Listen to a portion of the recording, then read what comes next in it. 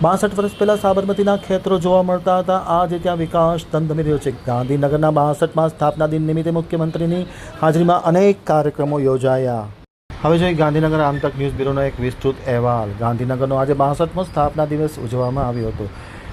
62 વર્ષ પહેલાં સાબરમતીના ખેતરો જોવા મળતા હતા અને આજે ત્યાં વિકાસ ધમધમી રહ્યો છે. મુખ્યમંત્રીના અધ્યક્ષસ્થાને વિવિધ સેવાકીય કાર્યક્રમોનું આયોજન કરવામાં આવ્યું હતું, જેમાં કોબા તળાવ ખાતે મુખ્યમંત્રી દ્વારા વૃક્ષારોપણ એક પેડ માં કે નામ અભિયાન અંતર્ગત વૃક્ષારોપણનો કાર્યક્રમ કરવામાં આવ્યો હતો. કેચ ધ રેન યોજના હેઠળ કોબા તળાવ ખાતે જળસંચય માટેનો એક પ્રોજેક્ટ પણ હાથ ધરવામાં આવ્યો હતો.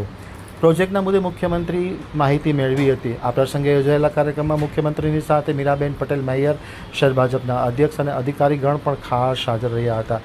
મ્યુનિસિપલ કમિશનર, કલેક્ટર વગેરે પણ ખાસ હાજર રહ્યા હતા. પીએમ સ્વનિધિ યોજનાના લાભાર્થીઓને સહાય અર્પણ મુખ્યમંત્રીના હસ્તે કરવામાં આવ્યા હતા.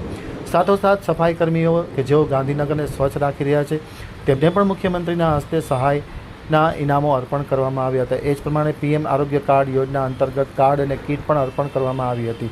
પૂરક પોષણ યોજના અંતર્ગત કીટ અર્પણ કરવામાં આવી હતી. ટીબી મુક્ત ભારત અભિયાન હેઠળ પણ લાભાર્થીઓને કીટ અર્પણ કરવામાં આવી હતી. આ પ્રસંગે યોજાયેલા કાર્યક્રમમાં મુખ્યમંત્રીએ પ્રેરક સંબોધન કર્યું હતું અને મેયરે તેમનું વિશેષ સ્વાગત પણ કર્યું હતું.